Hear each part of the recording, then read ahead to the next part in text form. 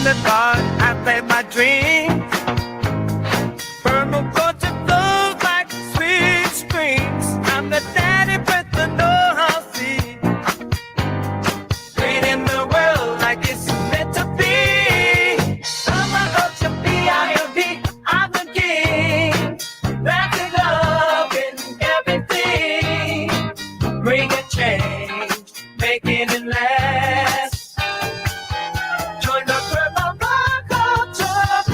Welcome to episode 365 of the Permaculture Pimpcast, where PIMP stands for Permaculture is my passion.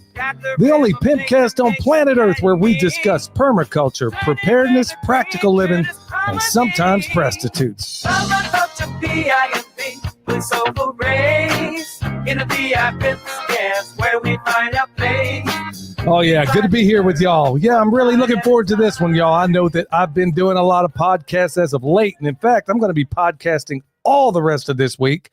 And I'm so glad we got Tag on with us tonight because he's going to be discussing some things that everybody needs to know about.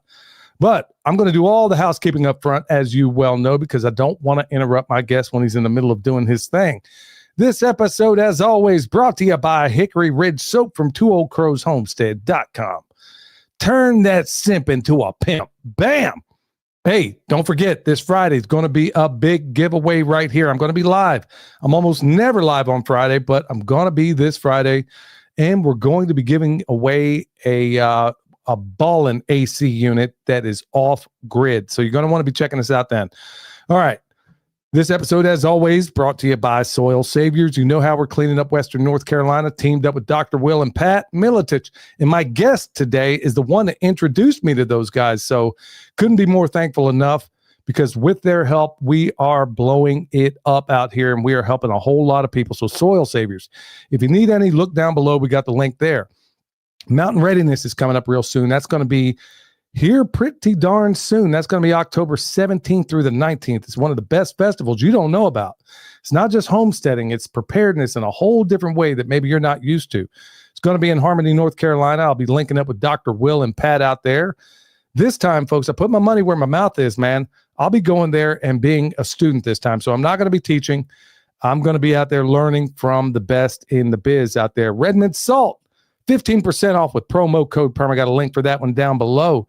Healing for the Ages Conference. Okay, AGES, it's an acronym, stands for Dr. Artist, Dr. Group, Dr. Ely, and Dr. Schmidt. I'm going to be out there along with William getting my education on right there in Dallas. And that's going to be coming up here pretty darn soon. In fact, this month. And PERMA will get you 30% off at that. So I'm going to be there live. And I'm going to be broadcasting live. I'm going to be doing I'm going to be talking to a lot of the speakers out there. More than anything, I really want to go out there and get an education in the things that I don't currently know about. Look, I'm not getting any younger, and neither is anybody else out there.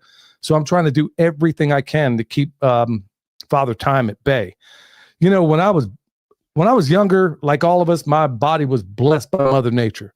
But as I get older, it's getting cursed by Father Time. So I'm trying to hold all those things back. That's Fred Sanford 101. Wade watch. Billy 100 will get you $100 off that watch. I use it all the time. In fact, you'll see me wearing it in most of the videos that I'm doing as of late. So 1,000 different settings on there can get you squared away. And then finally, EMP Shield. Look, I've been a journeyman electrician for 30 years, and I'm here to tell y'all, there is no better transient voltage surge suppressor on the market. That's why they didn't reach out to me. I reached out to them just like all the other people that are on every ad you heard me read. Nobody said, hey, can you do this for me? No. I go out there looking for the very best. Turns out I knew some of the guys that worked over there just by sheer accident. Turns out they're back in my home state of Kansas. And these guys are making a product that is second to none out there. In fact, find me anything even close that gives you a guarantee like this. Check it out. If you got it on your house, anything downstream gets Kentucky Fried, they're going to cover you for 25 G's. Nobody else in the business even offers a guarantee, much less covers you for something like that. So folks, EMP Shield, $50 off with promo code PERMA. Want to thank everybody in the house. If you would, hit that thumbs up, tell everybody we're live, because check it out. This is one of the more important episodes that I do because this is really the foundation of what most of us are doing right now. And somewhere along the way, we might have lost that. And there is no better person. I'd really need to have him on way sooner, way more often, because Tag from Life Done Free is really he is like the example of what all of us should be following right now. So I look up to him and the work he's doing over there. So Tag, how you doing, my man? I'm doing good, man. What's it been, a year since I've been on? Probably. It's been whatever it is, it's been way too long, man, because honestly, every time I turn around, every time I look into what you're doing when I get a chance, man, I can't believe how far you are moving the needle. So, so for all the people that don't know, it's been a year. Why don't you give everybody a little bit of background on you, and then we'll take it from there. Yeah, sure. So my name's Tag. I have a YouTube channel, Life Done Free. I'm a 100% off-grid homesteader. I live in a large intentional neighborhood, and I hope what you noticed is I use the word intentional neighborhood, not intentional community, because I think freedom starts at sovereignty. And so to me, that's the building block. But what's more important to know is that, this community's gone on and really made an effort to change everybody's existence where we live. We have gone after the school systems and the legislative systems and the medical systems, and really tried to create that place where, freedom is a sanctuary. And we've spent a lot of time, a lot of money, a lot of energy. We're still doing it. Tomorrow night, I'm going to speak to my county commissioners and the county about a large solar project they think they're going to stuff down our throats. They won't. We'll win. But I think at the end of the day, we can no longer wait for someone to come save us. We have to be the ones to go save. And, as our founding fathers once said, if there shall be trouble, let it be in my time, so my children know peace. So we're doing it every day, and I'm going to keep doing it. Yeah, and we tend to forget that, they also pledge their lives, their fortunes, and their sacred honors. That's right. And you're one of those people out there that remembers all of that. So we were going to talk about some DIY freedom today. And folks, if he didn't just blow it up right there from the very beginning, it kind of tells you, and this is a guy that is putting his money and his actions where his mouth is. Real quick, I mean, you mentioned something about a solar project. Why don't you tell us what's going on there and why you're opposed to it? Yeah. So in my county, they are attempting to bring in the largest solar farm. And I hate to use the word farm, right? Because it's really not a farm. It's a solar project, but they're attempting to bring in the largest solar farm in the continental United States to my county. And they tried to just slip it through. And we caught wind of it because we videotape every single county commissioners meeting. Like, nothing gets by us. We have someone actually from the community who stands at the ready on the wall and videotapes every single meeting. So anyway, they thought that they were going to pass this through. They thought that they were not going to let the public vote. And they started negotiating back and forth with NextEra reps, and created this plan that everyone was going to make a bunch of money, and totally missed, all of the threats, or at least what we consider to be the threats to it. I'm not opposed to solar. And Billy, you know this about me. I live off grid. I have solar. I own a solar company.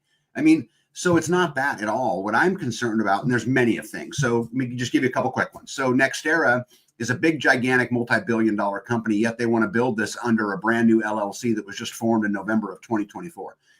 If they do this under this shell company and something goes bad, nothing's going to happen to NextEra, and everything's going to happen to the county. So I want that obviously cleaned up. I also think that getting rid of productive farmland, because you're talking about the bread belt, right? They're taking out up to 12,000 acres of farmland. Wow.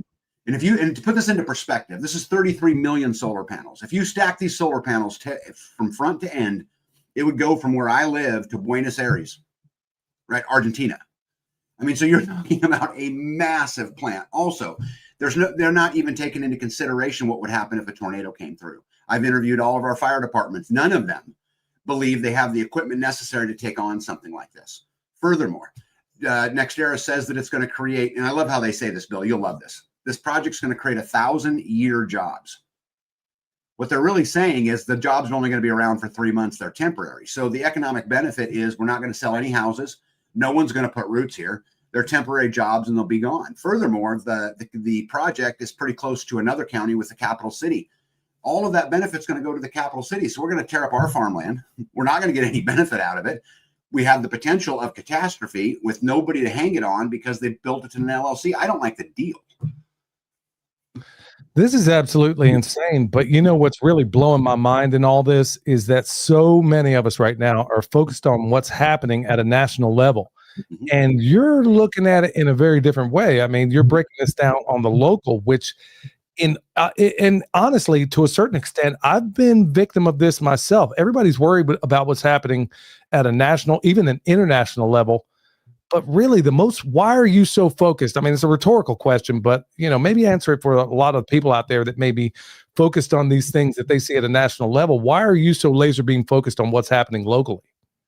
Yeah. So first of all, and I hate to admit this, I'm a former soldier, Billy, just like you are. I love my country. I love the red, white, and blue. I'm a patriot, but I no longer think there's a political solution to our problems.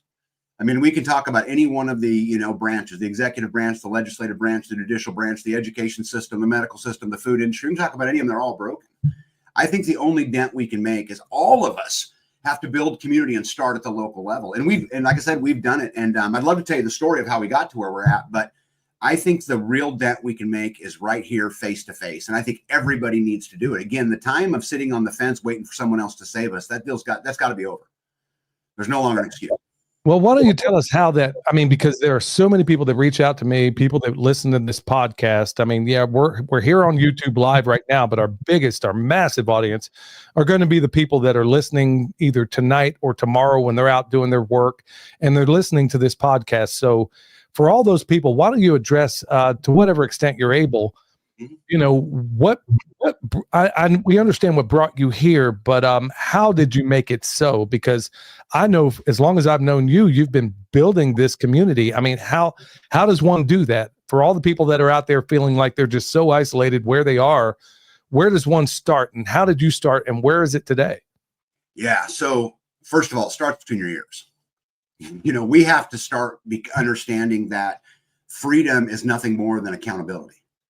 And freedom doesn't work unless we're willing to face the consequences and take them whether they win or whether we lose. And we have to get, comfortable with being uncomfortable. We've got to redefine success and what it really means to me. The most important thing in my life, Billy, is my relationship with my wife. Everything else is secondary in my world. And so I think it starts there. But for me, I hate to admit this to everybody, I was kind of a coward in that I had a great job. I made lots of money and I just kept doing it because it provided a great job and lots of money. And, when COVID came and they said, hey, we want you to mandate the vaccine for all the 900 employees, I told them, no, I'm not doing it. So once they said, okay, your career's over, you can't be a leader no more. For me, it was like, what are we doing? I mean, I had to really look myself in the mirror and say, I'm a slave. I'm a freaking energy slave. I have no ability to do anything. Everybody controls everything. And I had to just change the way. And so what that started as for me was, let's go get off grid, because that made sense. But after enough thinking about it, I couldn't do it alone. Me and a buddy of mine said, hey, let's go build a town. So I started traveling. I started doing speeches. I built a YouTube channel. He went and did his thing. And the next thing you know, we're 4, and then we're 6, and then we're 8. Now we're 70, almost overnight. Well, here's the thing, guys, with that 70, oh man, do you swing a big stick. You can walk into any commissioner's meeting. You can walk into any school board meeting, and you can actually make a difference when by myself, they would ignore me. For us, we talk about the legislative things. We went in, we started to go into the county commissioners meetings to get familiar, kind of thinking we'd make an ally. It wasn't even negative. But as soon as we turned the cameras on, our commissioner said, you can't film in the public building. Whoa, wait a second. We have our First Amendment guarantees us the right to journalism. We get our press credentials at birth. They're given to us by the First Amendment. And this is a public building paid for by taxpayer dollars. So they actually escorted me personally out of the room with the sheriff's department there until the sheriff came down. We called the sheriff. He came down. He pulled the commissioners out of their meeting, put them in a private room. And next thing you know, they come stomping around the corner. Fine, come back in, because the sheriff squared them away. And then that leads to a resolution that they want to change the zoning we didn't like, which we got turned over. And then that led to another resolution where they said the tax man could come on our property against our consent if they believed we had a tax violation, a permit violation, or a sewer violation. And so we went and fought that and got that overturned. And now it's just the solar. So I think it's one of those things where probably like everybody, the deeper you go down the hole, the bigger the problem is. And at first I thought, man, what's wrong with my county? But what I realize now is it's every county. You're just not aware of it. It's going on every day. Good night. So as a collective of, let's say 70, I'm guessing 70 families is what you were talking about. Correct. Okay. So you got, let's say 1 or 2 votes in each home there. Most people are completely oblivious to what's happening at a county, a city level, whatever the case may be. So you guys could basically, just from those numbers alone, based on what I've seen every meeting I've ever gone to, you can go to my city or town council any day of the week. not any day of the week, but once a month. And there may be 5 people in there. So if you guys go in there as a voting block, that's 70 who are all, I'm guessing all of them are leaning towards freedom in a big way because they wouldn't have moved there. So it started with you, expanded to 6, and then bam, here we are at 70. And I'd imagine there's a number of other people trying to get into this community. You guys could basically turn this into a freedom hub in a place, you know, that may see things otherwise. Wow, man, that is really fantastic. Yeah, and that would be a short-term goal. That would be a goal for us here, but I think ultimately we got to do it nationwide. And I'll tell you a funny story. You know, just this last Thursday, they had the public comment meeting for the solar farm. We put 208 people in that office. 208 people, wow. Which was the biggest turnout they have ever had for a public meeting in my county. Good night, man. But you guys have something special out there, and I've talked about it before. Every time I've been out there, my son, you know, he was raised in Kansas, the whole 9 yards. I love it out there. So many wonderful people. But man, you guys have taken this thing. I don't know that I would have ever left had you already been doing what you're doing out there right now, and knowing that this is a bastion of freedom in the county you're in. I don't know that I would have ever left, or I would have probably relocated to where you are right now. So this is, man, I can't salute you enough for what you're doing out there. So how does this look in terms of community? Because I know we're going to get into health stuff and some other things there, but I got to ask. So in terms of these 70 families and maybe a number of others that aren't as tight within this group as yours, but what does that look like in terms of, let's say, John down the way has a barn he needs to put up, or tornado blew down the barn of another person? I mean, what does that look like in terms of other aspects of this community? Do you guys get together and help one another when disaster strikes or when somebody's in need? Yeah. So we actually this year, Billy, built our first ever community center. So we actually have our own community center now, which we get together all the time to discuss everything from local politics to what are we growing this year to who needs help, whatever. But if you go back in my videos, you'll see we've built people houses, barns, fences. We've done firewood days. We've done, I mean, you just about name it. I've got a good buddy of mine. His name's, we call him Indiana Mike. But, you know, they showed up and wanted to build a house. They got their basement poured. They bought all the material that was laying there in a pile. And then I think 53 of us showed up that day. And by the end of Sunday, the house was stood. And, wow. You know, he got out of it for 10 pizzas. Now, not really. He had to buy the lumber. And, you know, I mean, so obviously there's more cost to it than that. But, you know, he got out of it pretty cheap. But I think that's one of the ways that you get free is you got to exit out of the system. You know, you got to make it to where it's a barter case. It's something else, because all we're doing is funding the very people who are enslaving us. That's all we're doing. And it's a horrible system. But so to answer your question shortly, we get together all the time. I've got a septic system we're getting ready to go put in. You know, I've helped many farms out here build everything from, you know, greenhouses to houses to barns to fences to whatever it happens to be that, you know, that week. But we do a lot of that. Oh, beautiful. Absolutely beautiful. So let's turn the table a little bit, because I know you wanted to talk a little bit about medical freedom and education and some other things that you have out there. Now, fundamentally, everybody seems to think MD stands for medical deity, and they take their marching orders from whomever they see saying, oh, you got to do this, you got to do that. Mm-hmm. You guys do things a little bit differently. Why don't you talk to me about how that's unfolded?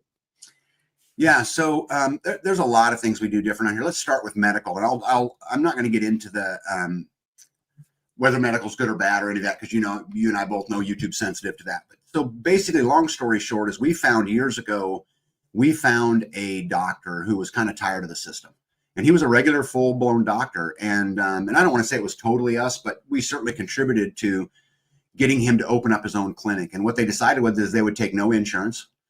And they would open the doors, and you walk in, it's this big, beautiful sign building that says Common Sense Medicine as soon as you walk in. And I wish I could go into depth with you, but I don't want to get you in trouble. But man, there's some cool stuff that gets done there. So anyway, I pay $75 a month personally.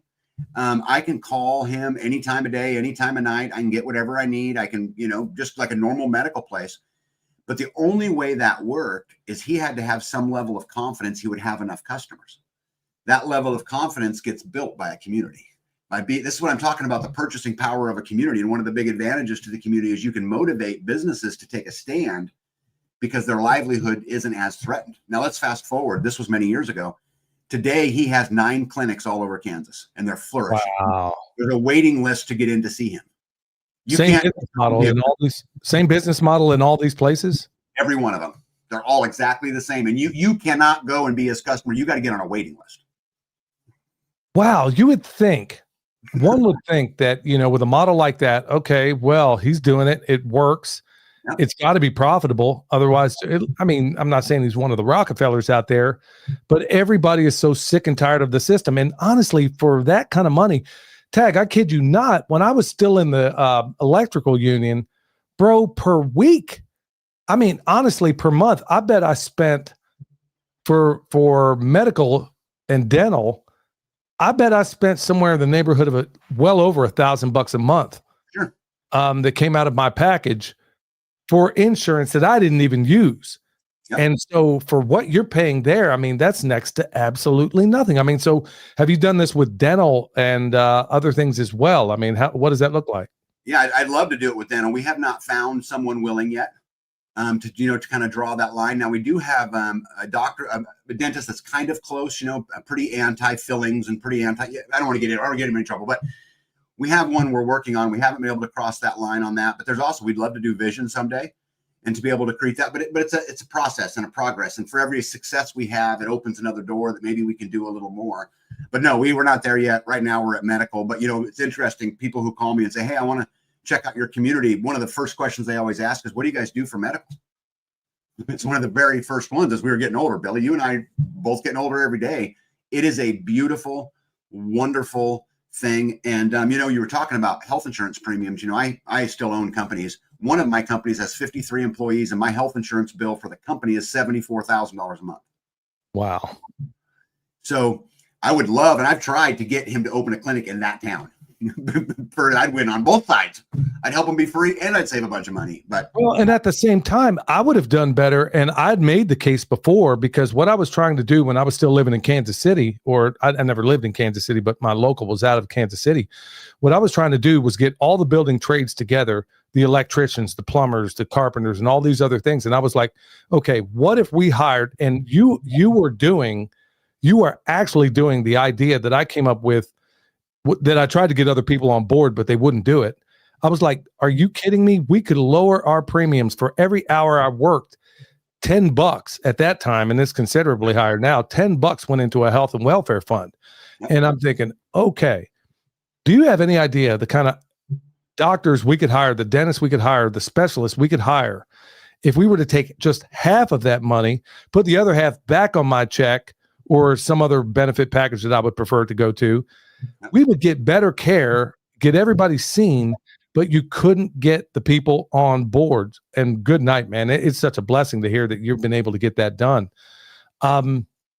Okay, so I really want to go deep into this healthcare thing, but as you know, and folks, if the reason I'm not going to go too much deeper in here, we're in my regular YouTube channel and we're in the other channels as well.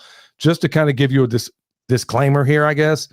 Every single time we talk about anything, even slightly of a medical nature, they give us a gig. I'm on my second strike right now. I'll get one more. They're going to shut down this channel. So I'm hoping a lot of you are able, and we got an intelligent audience. I know that you're able to see between the cracks here. So, so please do. I can't go too much deeper in that. So Tag, let me drift on over. Man, it drives me crazy. I think what I'm going to wind up doing, folks, is that starting out the podcast on YouTube and then switching over to Rumble, to where I don't have to worry about, freedom of speech issues or whatever, because it's just cold-blooded what they're doing here, because I would love to go deeper into this, but I can't. So please understand why. Let's kick it on over to education. Yeah. What do you see as the biggest failure in the modern education system? And why don't you tell me what your solutions are for that? Well, I know that's a loaded question, but knock yourself out. Well, we're spending, as a country, we spend $18,614 per student. If you look at industrialized countries across the world, the average is $11,000. If you look at the NAEP scorecard, our fourth graders are testing at 66 below proficient in math and 67 in reading. Our eighth graders are testing at 68 and 69% in the same category. Seniors today, the seniors in high school, so 12th graders, are only 37. So only 37% of them are proficient in reading, and only 25% of them are proficient in math. We, the Department of Education in last year created a partnership with a company to go into elementary schools and teach them that, and then I quote, you can be a boy, a girl, or either or none, and we're going to help you go through and explore that. Interestingly enough, in 2020, in all of the New Jersey public school systems, there were 16 kids who identified as non-binary. That's up over 4,000% since COVID. So the system is absolutely broken. 75% of the money that's paid to schools goes to administration. It doesn't go to the teachers and it doesn't go to the kids. Absolutely. But here's some really cool news. You guys want to hear the great news about education today and things that we can do? Many states have gone to where the money follows the kid. So Kansas, for example, if you go and form a non-accredited school, what that means is that your teachers don't have to have a degree. You're non-accredited. There's a few requirements you got to go, like you got to make sure you're keeping attendance. You got to make sure you're doing the tests, those kinds of things. But if you do that, just two moms, $8,800 a year, the state will pay that non-accredited school. So let's do the math. If you had 30 kids, you could pay two teachers $100,000 a year and still have $70,000 left over for supplies, lunches, whatever you wanted to apply it to. But here's the thing, just like in the medical, Billy, people got to be willing to get up. We can't wait for people to save us. We have to do these things now. I'm working on a school. I don't know if we'll pull it off. There's a lot to do. And, a guy can only juggle so much. But the system is creating servants. They are not creating self-thinkers. They're not creating inventors that made this country great. They're not doing those kinds of things anymore. It's interesting. The highest concentration of the ultra-processed foods today are found in the public school system, which is tied to cognitive decline. We're making dummies. We're less smart, but we're more inclusive. What an interesting trade-off, huh? It kind of says it all when, 100 years ago, we would send people off to college to learn advanced Latin and Greek, and now we send them off to college to learn remedial English. So right. It tells you just how screwed up this whole thing is. And I consider, years ago, I remember Facebook had just come out, and I linked up with some of my old teachers that were, that I looked up to in high school. And I'm like, good night. These people are freaking nincompoops, every last one of them. And that's me as a 55-year-old man. So I can't even imagine. I'm not saying they're all nincompoops out there right now, but good night. You can go to TikTok long enough and realize, there's a whole lot of dizzy teachers out there that have no business being around kids right now. So how does, a lot of people, I'm sure, are homeschooling right now, but man, it sure is probably going to be really, really helpful if you could work with a group of other people that see things in the same way as you. So what does that look like to you? I mean, how would you break that down, or have you already cracked that nut like you have with the healthcare? Or is that something that's still in the works? Yeah. So because we just built our first community center, we would donate the community center. This means the school would have no rent, right? The building itself is 100% off grid. Also, the actual schooling itself, you could be done in, let's say, 4 hours. They also will give you credit. We could actually put kids in our food force, Billy. We could put kids taking care of the chickens. We could put kids doing the cows. We could put kids doing those kinds of things. I think you hire a couple teachers and they take the lump of it, the big chunk of it. But then there's guys like me who come in and teach kids how to change a tire or how to weld, or whatever it is. Your wife's a welder, right? So she could come in and teach the kids how to weld. And I think it takes a community to raise children. And I think if we could all give 2 hours a week times 40, you get a couple full-time teachers, you got a big enough budget, you can feed them healthy grown food that they grew, right? We can get that processed food out of their system. We can teach them an education we want them to know. We can teach them about the Bill of Rights. We can teach them about the Constitution and the Declaration of Independence. We can teach them how to stand up for their rights. We can actually take them to the county commissioner meeting and show them how to stand on their own 2 feet, which, Bud, we've done. This last meeting that we just had, it was full of kids up there in front of the commissioner shaking, talking. And we have to be willing to speak even if our voice shakes. And I think it starts right there. We just got to be intentional, but I think we can do it.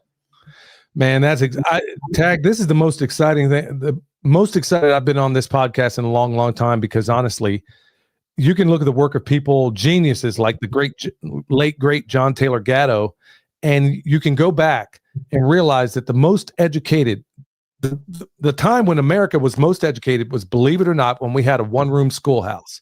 A one-room schoolhouse, and the older ones taught to a certain degree, the younger ones. And we had, if you doubt me, I got collections of books down here of guys who had third and fourth grade educations writing home in the Civil War.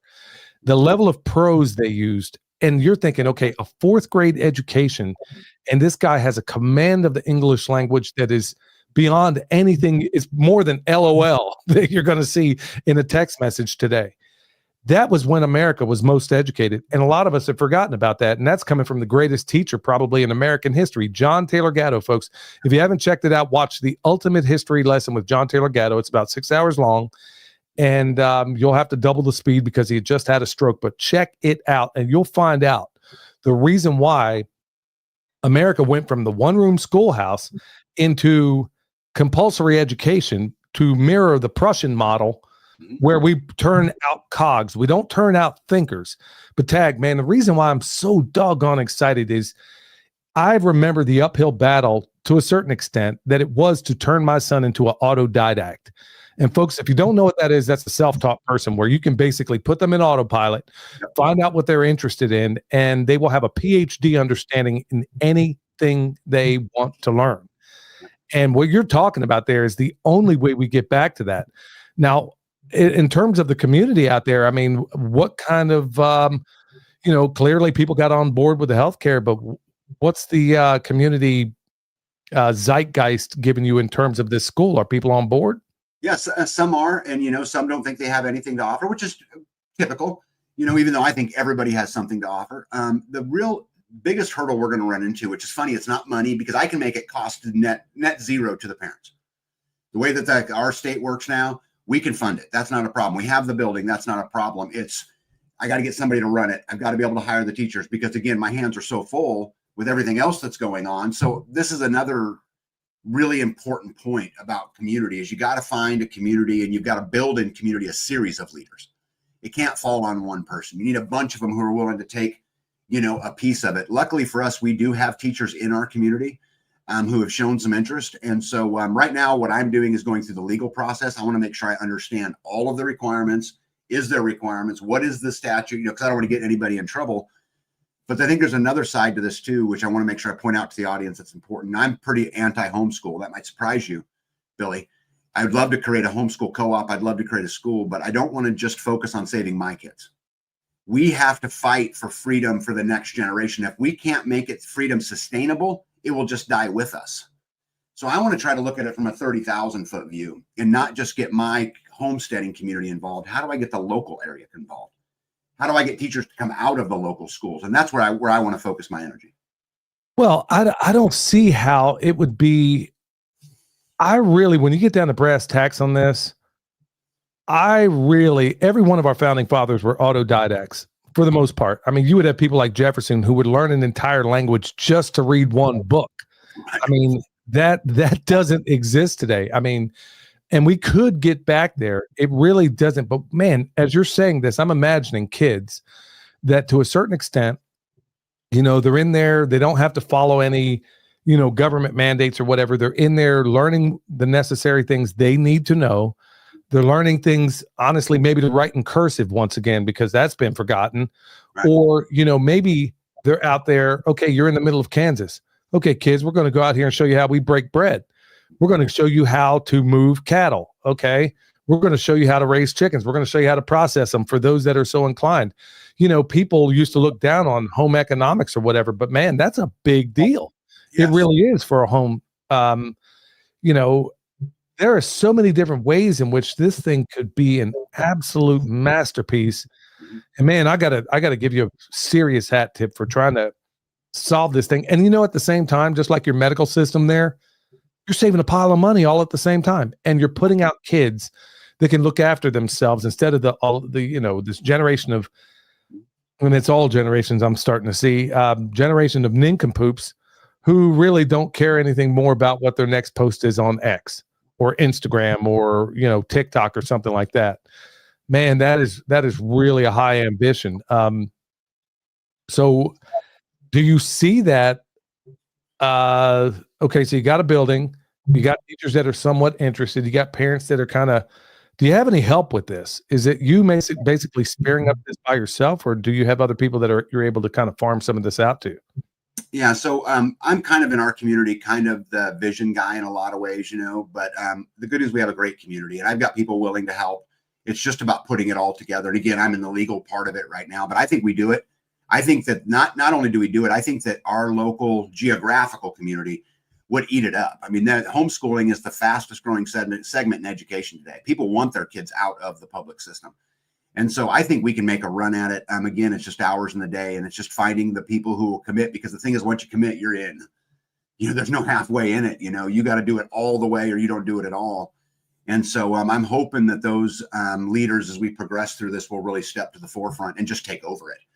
I don't need a say in it. I don't need any of that stuff. Let's go raise great kids. Let's go build the next generation. And more importantly, the world we're leaving them sucks, Billy. You talk about preparedness all the time. Are we preparing our kids to grow their own food, to build for themselves, to fix a gate, to fix a tire, to do any of these things that may become really, really hard to get done in the future? So I'm hoping so. Again, we're at the beginning of it, but I'd love to come back on in 6 months and tell you where I'm at. Yeah, we'll have to definitely do that, man, because every time I turn around, man, you are a guy that does not stay put. I don't know that you're ever going to be content with the status quo. In fact, I don't think you have it in you, just like I don't. So I want you to describe for me, Tag, if you could, because I know so many people are waiting with bated breath, because what you're describing to them for them is, I think, what a lot of us would consider the closest thing to a utopia.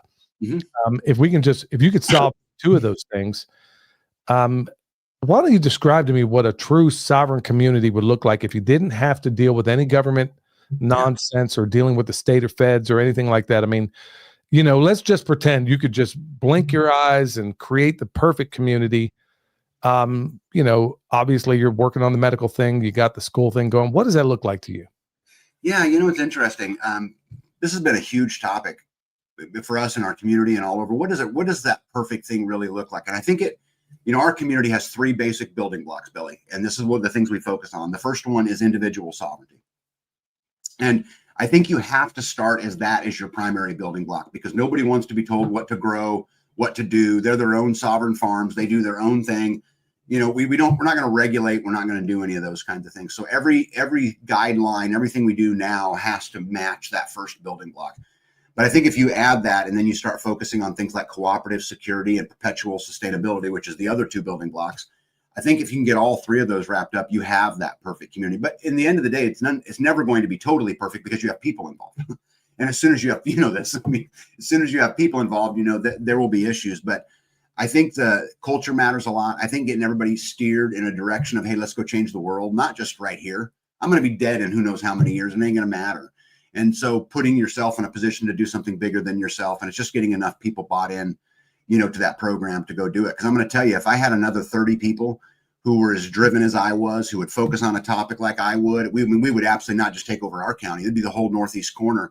And then we'd be, networking with communities in Colorado and in Florida and Georgia and North Carolina and all of these places. And we would truly start thinking about things like counter and parallel economies and societies and, these kinds of things where we could really just ignore the system. And I think ultimately that's where I'd like to get. And that's, wow, that's definitely the kind of utopia I'm talking about. Man, you might have me on the first thing smoking back there, bro. But okay, in that vein, how do you overcome the apathy that most people feel about taking action? I mean, there are so many people that get into these things. At least this has been my experience. I mean, I get motivated just hearing you speak, bro. And I'm sure everybody out there is doing the same. But yeah, how do you overcome that, where people talk a good game, they get in there and then, I'm going to watch the ball game. I'm going to do this. I'm going to veg out. I'm going to do everything. I talk the big game, but how do you overcome that? Yeah. So I think the first thing is it starts with vetting, right? And when you got someone who's wanting to move into a community, you ask those hard questions. And this is something that I've evolved over time in that. And the other thing is at the end of the day, it comes to the person's heart. My mom is a bad alcoholic, and she always will be, and she'll never change until she decides to change. But I think as the pressure builds in society, I think the soccer moms and the NASCAR dads will become more and more fed up. And I think you just got to get people pissed off enough to go do something about it. I mean, that's what happened to me. I was living a great life, made lots of money until they pissed me off and they took everything from me. And then I was in the fight. And so I think that's all part of it. But it's hard. I'll be the first to tell you, of the community that we have here, I bet about half of them are really engaged. It's the same number, like always. And so you just, we're limited. The amount of growth that we can experience, we're limited by the bandwidth we currently have. And we just got to keep doing it. And I'm going to keep recruiting. I'm going to Self-Reliance Festival here in a week to speak. And I'm going there to recruit, Billy. Don't put no ifs, ands, or buts about it. That's the only reason I go to these places. I got better shit to do otherwise. And so, we're going to go. I'm going to Dallas, Texas right after that. And for the same reason. So hopefully we can get big enough that the, 20% that does 80% of the work can actually go make a difference. And that, but again, we are absolutely limited. Our bandwidth is limited by our size. So if somebody today wants to kick off something like this, let's say in their hometown or otherwise, what would you say is the first step for them? Because I'm sure there are a number of people listening in this audience. The cool thing about this audience is I've kind of run off all of the Marchies out there that are thinking, okay, the Permaculture Pimpcast, yeah, we're going to be talking about this blue-haired stuff, and they got a whole nother thing coming, and it didn't pan out that way. But we got people that are doers in this audience, a lot of them. What would be the very first step if they're saying, man, and I know they're doing it right now, I guarantee you there's a collective cheer out there of, man, this sounds like bliss to me, man. What's the first thing they do? Walk me through these steps. Yeah, the first thing is you have to recognize you're a slave, and you got to get your mind right. Because as long as we're asking for permission, as long as we're looking for that instant gratification, as long as we get bought into the status of the new purse or the new, you are never going to make any ground.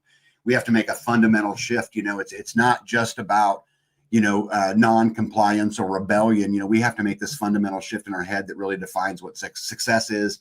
And that freedom is nothing more than accountability. And you got to get that part right first, because until that's right, you're just not ever going to make any ground. From there, what I would do, let's assume you have this huge community and it was all squared away. I would sit down and look at what's the low-hanging fruit, which is exactly what we did. For us, it was the medical. That came first because it was the lowest hanging fruit. We had staff, we had these things, much like the school now has become low-hanging fruit. And I think once you conquer one, you build confidence, and then that confidence helps you conquer another one. What started as I want to videotape my commissioners, and then they violated my First Amendment. It's on like Donkey Kong. And I'm not going away. We have someone, Billy, full time that records every meeting. And that's their contribution from the community. They record them all. And so I think it's a progression, but I would tell everybody first, you got to get right between your ears. You have to understand that we ask permission too many times. We have to understand we're slaves, that we're dependent on it. The system preys on us. Marketing today, and if you talk about, consumerism and all of that, is targeted to make you unsatisfied. They want you uncomfortable because that's how you continue to spend money. We've just got to get right in those topics. And I think once you do that, it makes the whole rest of the process a lot easier.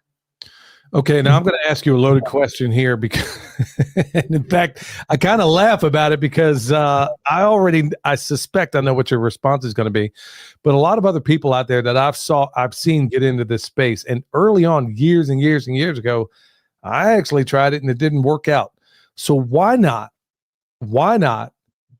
I guarantee somebody's asking this out there right now. Why not do a cooperative community where you all have, let's say you share, 1,000 acres or 100 acres, whatever the case may be.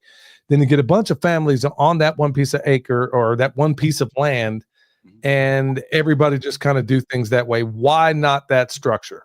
Yes, so it won't work. And I learned this the hard way, Billy. Okay, because my first attempt at community was exactly what you're just talking about, which we would call an intentional community. They're all over the country. Most of them never make it beyond the third year, because what people figure out pretty quick is that the reward is the same regardless of the input. Right now we're getting into socialism, but what they also figure out is there's nowhere for them to run. If there's a disagreement, or if there's something like that, they're not sovereign. They're on someone else's piece of land. They're all together. You can't go anywhere. This is why I prefer the intentional neighborhood model, where if I get in an argument, which I have many times with another homesteader or whatever it is, they just retreat home, or I just retreat home. And it's, again, that sovereignty, I am the king of my castle, is the very building block to freedom. And without it, how can you be free? Why would we just trade one master for another, Billy? It makes no sense to me. So Bro, that was a rhetorical question of sorts, because I can take you to one in, I think it was called the Delaware Commons right there in Lawrence. And I knew people that lived in that community. And I remember years ago thinking, well, when I first heard about it, I was like, man, this sounds like it would be cool. And then so I was like, okay, let me go ahead and try this with my family. Mhm. Like a dummy. I did it with my family, and it was like straight out of a Snoop Dogg song. I got me some Seagram's gin. Everybody got the cups, but they ain't chipped in. And so I would be out there, my family, Michelle, William, and I would be out there doing all the work. And then when harvest came around, they thought they were entitled to half of it. And then, okay, that dissolved. So like a dummy, I did it all over again, this time with another group of family. Same exact output, same exact thing. We did 100% of the work, and I mean 100%. And then as soon as the harvest, whether it was the eggs, the fruit, you name it, whatever came in, they felt like they were entitled to half of it. And clearly I was like, okay, this is not working. This is stupid. And that was with family. Yeah. So anybody out there thinking, okay, I'm going to do this cooperative model, like Tag said, I have yet, in every single one of these intentional communities, I have yet to see one that is harmonious, unless, and they really don't count. I was going to say the Amish, but everybody owns their own land anyway. So it's exactly the kind of, not exactly, but very similar to the kind of community that you're running. Yeah. I like to think of it a lot like when people ask me what it's like, of like a modern version of Little House on the Prairie. Because what happens is we all own our own places, their own land. They do it however they want to do it. But when the barn needs built, we all rally. If there's a fire, we all rally. So, the settlers back in those days, they didn't do it alone. They still had to go to the trading post. They still had to depend on their neighbors. We just brought it back. We didn't invent it. We just brought it back the way that it was, and, more of a kind of a modern version. But I'm not a big fan of socialism. I'm not going to go down that road. I tell people, I can do videos all the time with people asking about the community. I always tell them, if your idea is to come here to be taken care of, this is the wrong community. This is a merit-based community where you have to come here saying, I'm going to do 100% of my part, plus I'm going to do a little bit. That's the perfect person, not the other way around. I actually discourage people. If you want to be taken care of, this is enough community for you. I am glad you pointed that out. So what do you do in those cases where clearly, okay, let's say you find yourself in the middle of a Snoop Dogg song, and let's say a person gets into this community and they talk a big game, they get in there, everybody goes over there, does a barn raising for them, and then all of a sudden you just see them sort of acquiesce, because I've seen that happen before as well. Yeah. And they pretend like they're doing something. How do you deal with those people in this community? Yeah, what's crazy about that, Billy? It actually deals with itself. And let me explain what I mean. And this is going to sound crazy. This is like China's social credit score, but we kind of have our own. I mean, it's not written. It's not any of that stuff. But at the end of the day, if I called a community day, everybody would show up. And the reason is because I'm involved in all of it. If you call for help, I'm come. And so we have people in our community who don't show up, who don't help. And then they wonder why people don't show up to help them. So it kind of works itself out in a lot of ways. You got these beginning building blocks, and those people really kind of, they get all of the attention because they're the ones willing to invest the most. And so it's kind of a self-fulfilling thing. We don't have a lot of problems with that. We have had one case where we had to kind of excommunicate somebody, but beyond that, we haven't had, that's been the only one up until this date. Man, that is really awesome. So the problem fixes itself. So any person that thinks they're just going to be a drag on the community, it makes it so self-evident that everybody just kind of excommunicates that person to a certain extent. Yeah. Wow. That's what I'm talking about, because we have exactly the opposite. Now, as you know, I live about 45 minutes north of Asheville, and you can get these idiots to show up to a drum circle, but hey, we're going to go out here. I'm going to show you how to build a food forest. And then you find out who really shows up there.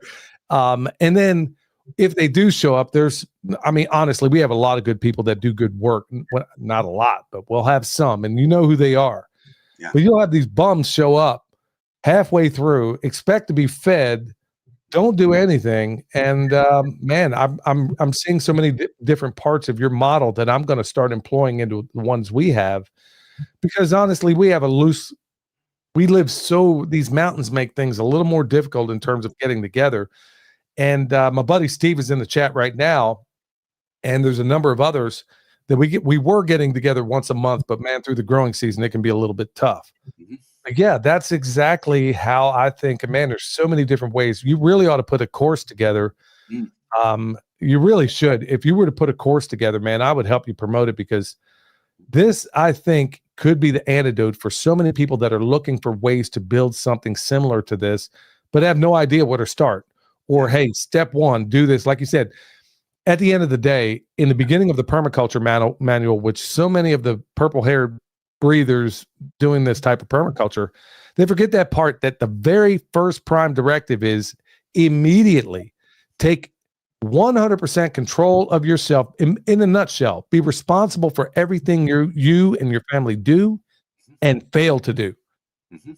Take ownership of that. So I'm taking it. If you have anything other than that, they're going to self-prune from that community. Wow. Yeah, if you got a bunch of doers, right? Because they just simply won't put up with it. And at the end of the day, I tell people all the time, do not feel obligated to come. If we're gonna go plant trees, don't come. But don't come, and then when you don't come, you can't expect a harvest, right? Because at the end of the day, that's just not how it works. If you want to come help, I'm happy to share. If you don't feel obligated. It's not a big deal. Because again, I think it starts with sovereignty. I'm not going to mandate anything. We should have the right to choose what we want to do, and we should have equality in opportunity, not equality in outcome. And I think it's just getting back to the, kind of back to those original fundamentals. And if you're willing to do your part plus a little bit, I think you can be part of a great community. If you're selfish, you won't be. Yeah, you got people in the chat over here saying, Tag, you ought to write a book. Well, I think not only a book, really. I think if you were to do like an instructional thing, step by step, and maybe go out there, maybe we could talk about that, man. But I honestly think something like that would be hot, especially right now where people have, this dollar is not worth two dead flies right now, and it's only getting worse.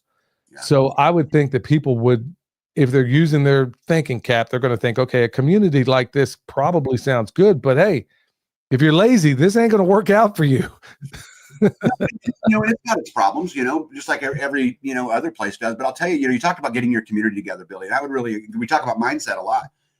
Everyone has to understand this, that community is no different than the garden. It's no different than the animals. It's no different. They all take an investment.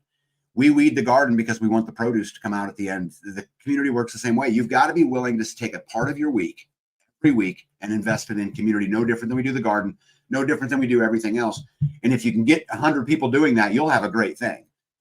And so I spend a part of my week, every single week, investing into the community. Now, that might be doing a community event. That might be helping somebody put a toilet in, right? My best memories of this community is, Jess from American Roots Farm, who she's got a YouTube channel.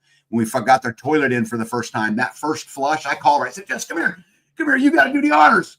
And, and the look on her face, or Jeff and Louise, when they put her hand under the water and had hot water for the first time, that is what it's about. And, but you got to be willing to invest. And if you're not willing to invest, it will never work. But I'm going to tell you, there's times I go and I don't want to, but I do it anyway. Just fact. How much stock is given into, let's say, sweat equity? Let's say somebody has more time than money. How does that rank in the hierarchy of things that are available out there? Yeah, well, money really plays no role here. And so sweat equity is everything. It's the pinnacle. If you go out there and you invest in the community and you work hard to do the right thing, everyone will come to your aid. When you need something, a water tank or something comes up, everybody will come to your aid. If you're a dumbass, right? If you don't contribute, nobody's going to help you. Their money really doesn't have a whole lot of value. It's not really how it works here. And I've never charged anybody for a single thing I've done in the community. Not one time. Wow. And that's what I'm talking about. Tag. And as always, man, it's always a joy when I can get you on here and talk about things, bro. Is there anything else you want to extend to the audience out there? We're going to have thousands that are going to be listening in the audio format. That's definitely by far our most popular one. But and if anybody has questions out there for Tag, go ahead and put them in there, put them in capital letters so I can see them. Because when I'm wearing these blue light blockers, kind of got issues, when it comes to reading. So let me know if you have any questions out there. I know a number of them have almost certainly passed by, but I couldn't catch them all. Yeah, I think a lot of things. I think the first thing is guys, the days of sitting back and waiting for someone to save us have got to be over. If you're going to sit on your couch and bitch and moan about the local politics or bitch and moan and you're not doing anything about it, you're the problem. And I'm not going to apologize for that, because at the end of the day, we've let it go too far. Billy and I were talking about boomers and Gen X's and stuff earlier, and that we let it get here. But we've got to stand up and we've got to do something about it. Our community would love to have more members.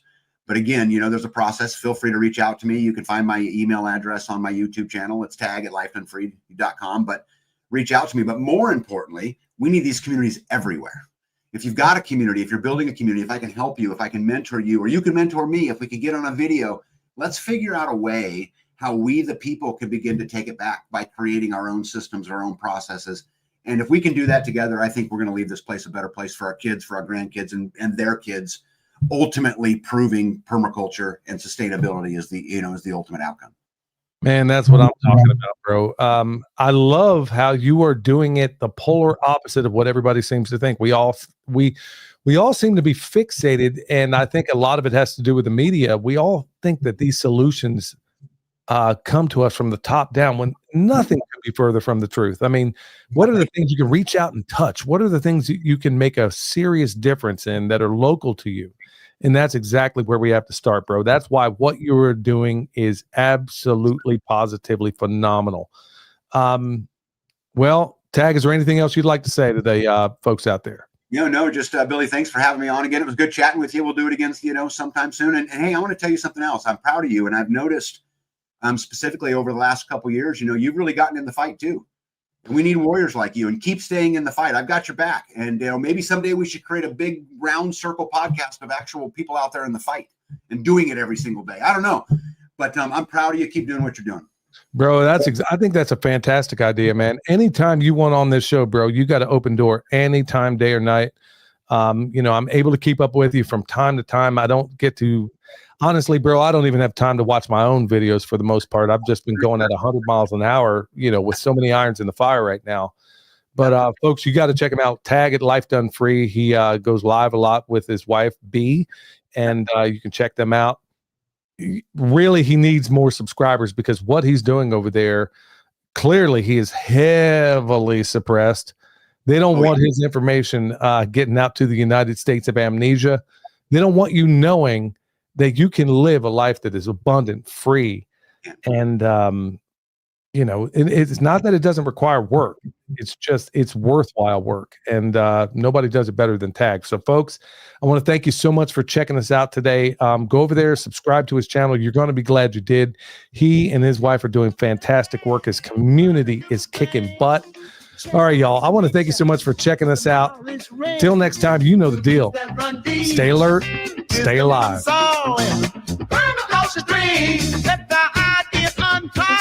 I'm moving with the truth. Feeling anxious, Who's got the answers? All we need to do. Listen to the earth, they got us through. Let's see the change, watch the world spin. From the smallest sprout to harmony begin. In the cycle of life, where the magic's alive.